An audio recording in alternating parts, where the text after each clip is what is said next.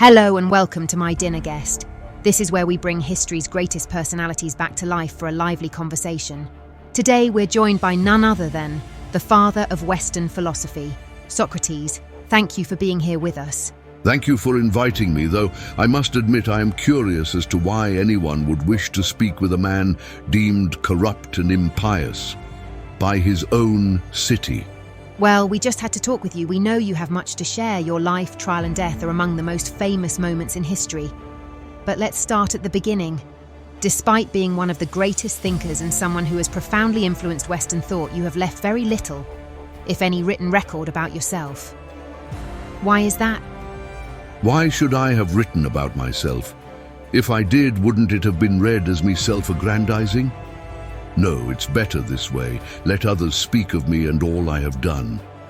Growing up, what would you say was the biggest influence on your life? What made you you? I have always had a great curiosity about life. I firmly believe the greatest thing is to know. Only the more you know, the more you realize you don't know. But to answer your question, perhaps as a youth, the strongest influence was my tutor Archelaus. He was in turn influenced by Anaxagoras, who figured out that the cosmos results from nature and are not gods of themselves. Such realizations causes one to question everything and keep an open mind. You were a career soldier. What was that like? It was a lot of surveillance. We had to keep the city safe, especially from those vicious Spartans. I did fight in 3 major battles of the Peloponnesian War. I was a hoplite, that's an infantry soldier. My career as a soldier made me a better person, stronger in both mind and body. Your self-discipline is obvious. I want to turn now to your personal life. You were married. Yes, I was married to Xanthippe. She was the mother of my 3 sons. You loved her? Yes, I loved her very much. Strange stories have been told about her over the years, but she was nothing like people say. She was kind and gentle, a true companion to me. Let's turn now to your philosophical ideas. At some point, you became disillusioned with the natural philosophy that had initially influenced you. What changed? Well, it never made sense to me after a while. What is the point of understanding the inner workings of the natural world if it doesn't answer the simple question of why are we here? It's much better to seek deeper knowledge. What is knowledge anyway, and how do we gain it?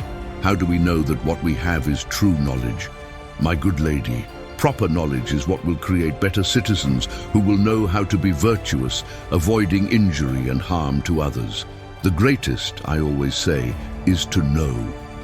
Socrates, you spent hours, day after day, debating and conversing with your fellow Athenians. You were well known throughout the city, yet you were put in trial accused of impiety and corrupting the youth. Why do you think the city turned against you? The answer is simple. I challenged what was acceptable. I forced them to look at and challenge the beliefs they held. My dialectic method of conversing helped many to refine their own ideas and come up with better ones or ways of thinking. No one, I dare say, minds improving themselves. However, my elenchus form of conversing was another thing. It challenged assumptions and uncovered contradictory or faulty thinking. No one wants to know that their reasoning isn't very sound, so they hated me for that. Let's talk a little about your trial and start with the charges brought against you. You were charged with corrupting the youth and impiety. How do you respond to those accusations? The charges. A mixture of ignorance and fear, I believe. They accused me of corrupting the youth because I encouraged them to think for themselves, to question the norms and challenge authority. As for impiety, I merely sought to understand the divine, not reject it. But questioning the gods and the traditions unnerves people, does it not? During your defense, as recorded later by Plato, you remained unapologetic. Why didn't you plead for mercy? Because to plead for mercy would be to betray my principles. I told the truth as I saw it, and if that truth condemned me, so be it. Life without the pursuit of wisdom and virtue is not worth living. To beg for my life would mean denying who I am. When the jury sentenced you to death, were you afraid? Afraid? No, I wasn't. Curious? Yes. Death is the ultimate unknown, is it not? It is either a deep, eternal sleep or a journey to another realm. Neither prospect frightens me, for I have lived a life of inquiry and integrity. Why did you refuse the chance to escape when your friends offered it? Because escaping would undermine everything I stood for. I had spent my life teaching that one must respect the laws of the city, even if they are flawed. To flee would make me a hypocrite. It is better to suffer injustice than to commit it. Your final moments drinking the hemlock are often described as serene. How did you maintain such composure? I saw no reason for despair. I bade farewell to my wife, my sons and my friends, and reminded them that death is not an evil to the virtuous soul. The body may perish, but the pursuit of truth and goodness transcends mortal limits. Looking back, do you think your death was a sacrifice for the greater good? Perhaps. My death, I hope, may serve as a reminder of the dangers of silencing dissent.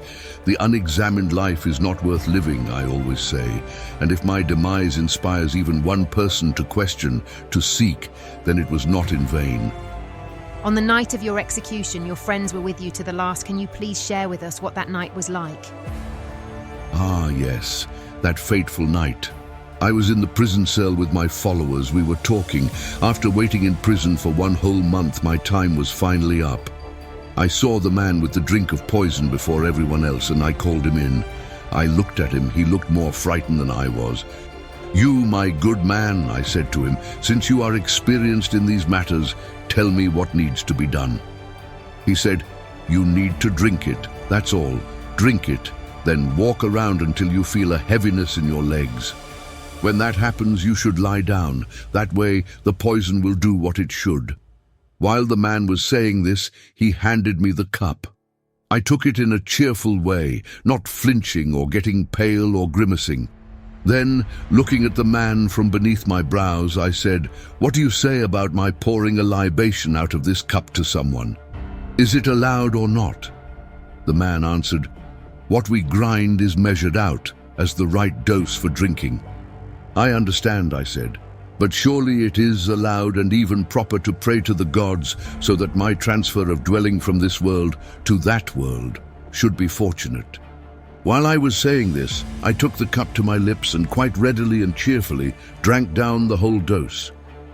Well, up to this point, my companions had been able to control their urge to let tears flow. But when they saw me drinking the poison and finish it, they could no longer hold back, and their tears poured out in a flood. I watched them cry, pouring their emotions into their hands. Plato cried, Crito, unable to hold back his tears, got up and moved away, and Apollodorus, who had been weeping all along, started to cry in a loud voice, expressing his frustration. I didn't cry, though. Indeed, I didn't want my companions to cry like that. Never like that. "What are you all doing?" I finally said. "I am so surprised at you. I had sent away the women mainly because I did not want them to lose control in this way. You see, I have heard that a man should come to his end in a way that calls for measured speaking. You must have composure, and you must endure." When they heard my words, they became a little ashamed and quieted their tears. In the meantime, I was walking around and around until my legs began to get heavy. Then I lay on my back. That is what the man had told me to do. Then that same man who had given me the poison took hold of me and checked my feet and legs. He pressed my foot hard and asked if I could feel it. I couldn't. Then he pressed my shins and so on, moving further up. Then I took hold of my own feet and legs and said out loud that when the poison reaches my heart, I will be gone. I was beginning to get cold, very cold around my abdomen. I knew my end was mere moments away, so I said to Crito, "I owe the sacrifice of a rooster to Asclepios. Pay the debt for me. Do not neglect to do so." "I will make it so," Crito said. He began saying something else, but I couldn't hear him. It was over for me. Thank you for sharing that momentous and moving experience. I'm sure it couldn't have been easy. Yes, it's always hard to talk about. I am most sad for my friends, not so much myself. Do you have any advice for us today in a world still grappling with truth and injustice? To the world of today, I would say, never stop questioning. Challenge assumptions. including your own. Wisdom begins with the admission of ignorance. Seek not to win arguments, but to understand, and above all, value virtue over wealth or power. Wise words indeed. Socrates, thank you for sharing your thoughts with us today. Thank you. Before I go, though, I must ask, how fares Athens these days? It remains a city of great beauty and history, but like all societies, it continues to wrestle with truth and justice. Good, for where there is struggle, there is growth. Socrates, thank you for sharing your thoughts with us. Thank you too to our viewers for joining us today. If you enjoyed this episode, please subscribe for more historical interviews and insights. Also, if there is a historical figure you would like to hear in conversation, please let us know in the comments below.